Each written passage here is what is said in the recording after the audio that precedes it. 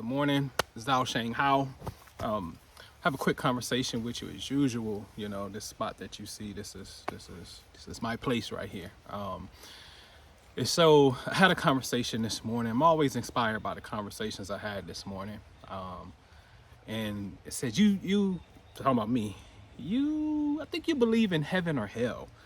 And you're religious in a sense, you know, like something's going to happen to you if you don't do whatever it is, you know, this practice that you're doing. And that's the problem, because the world and religion has instituted this fear, right? And so I want to explain what hell is to me, and why I guess my demeanor, comes off very serious when it comes to spiritual discipline and being on it, and why I must do it. One, I realize that I am not at my highest human potential, which means I'm mediocre, and I don't want to be a mediocre person. Two is when you start to understand truth, which becomes a matter of fact, of law, there is a hierarchy that I have described in a webinar I did with the 6 stages of enlightenment,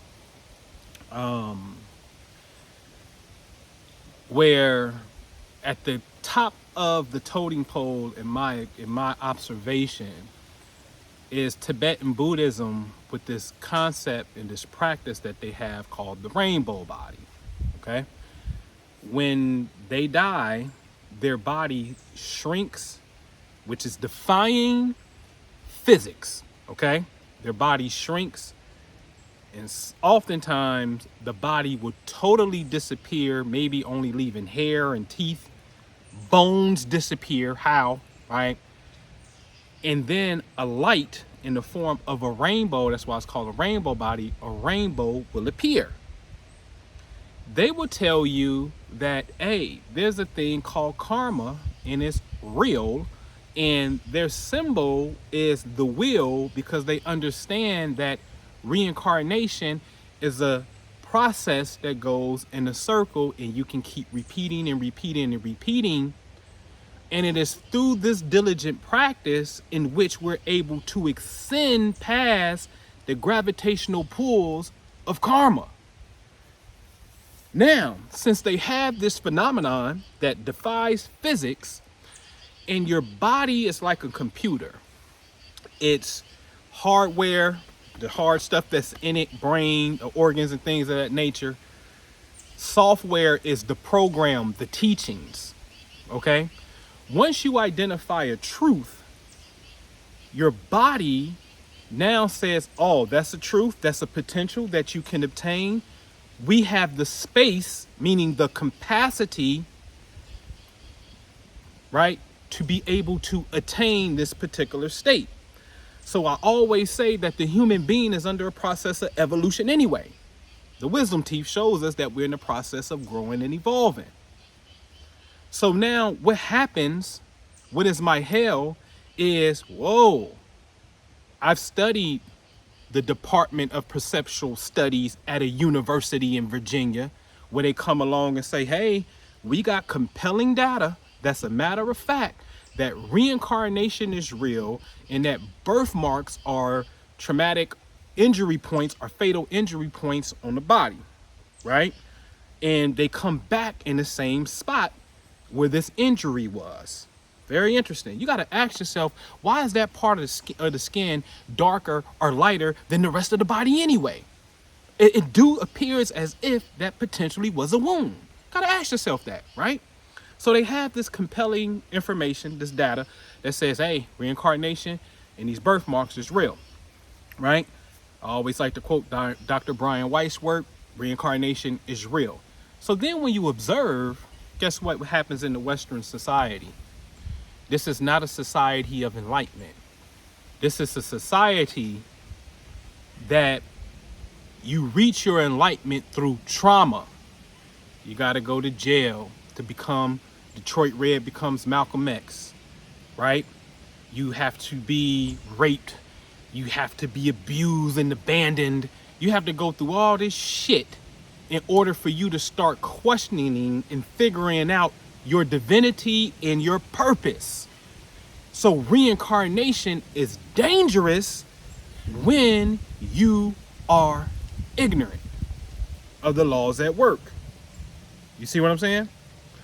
And so my demeanor of seriousness of what's going to happen if I don't practice and become the best me, well, the possibility of reincarnating into this particular realm again, and perhaps I may pick some parents that may not best be my best expression, and I got to go through trauma, and something has to happen to me in order for me to start to question my existence.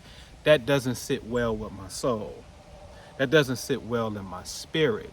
Knowing that there is a greater truth, there's a possibility, it ain't even a possibility, but I'm gonna say that it's a possibility that we can discipline ourselves enough to understand certain spiritual techniques where we can transcend the gravitational pull on the soul. So it was said to me that, well, there's a school of thought that says, well, you know, just don't have no fear, and the soul is free, part and parcel away from the body anyway, and the soul is not required to have to come here. And you know, that's some bullshit that they sold us. I'm gonna tell you that that's utter bullshit. Again, this is why it's important to really do your research.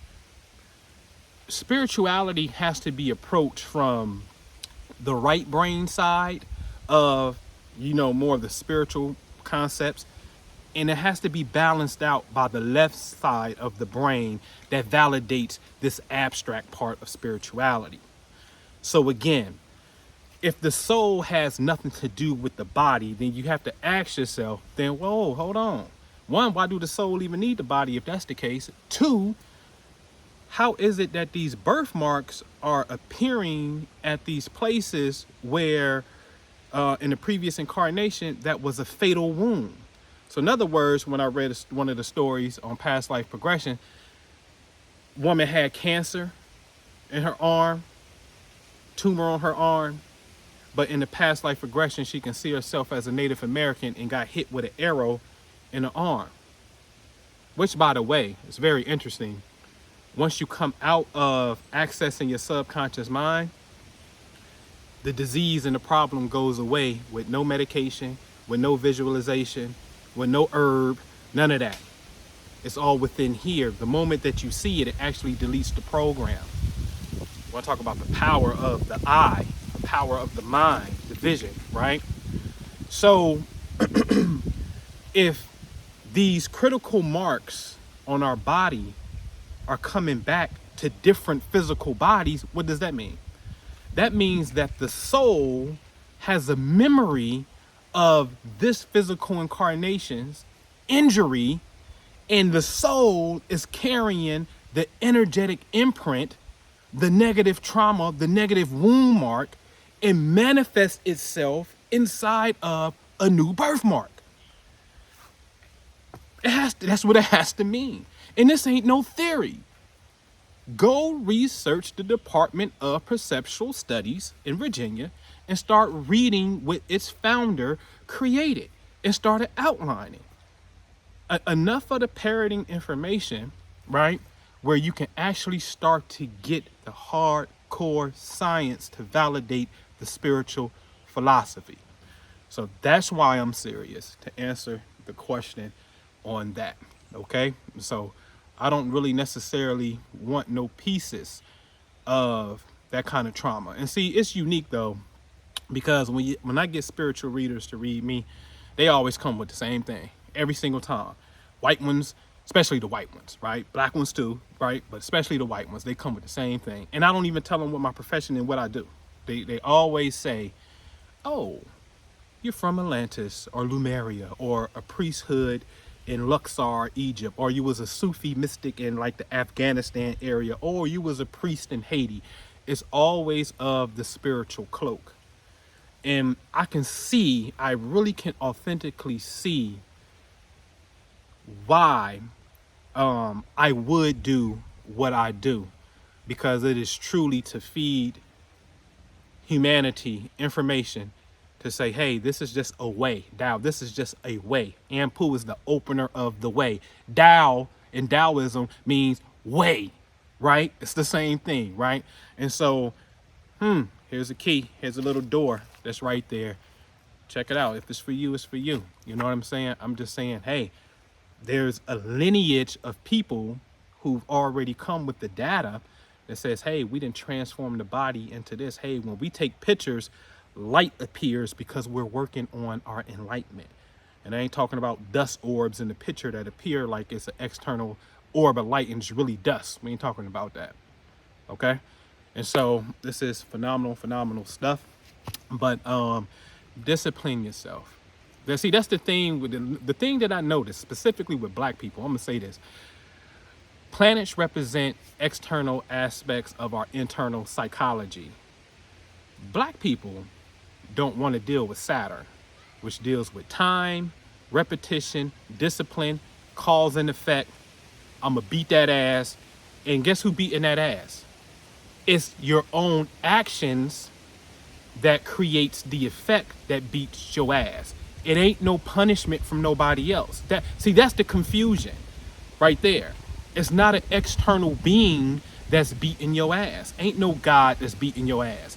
Elohim, in the beginning, God created Elohim. Those are subatomic forces. I may do a webinar on this. These are subatomic forces that are talking about how light comes into existence through different color variation.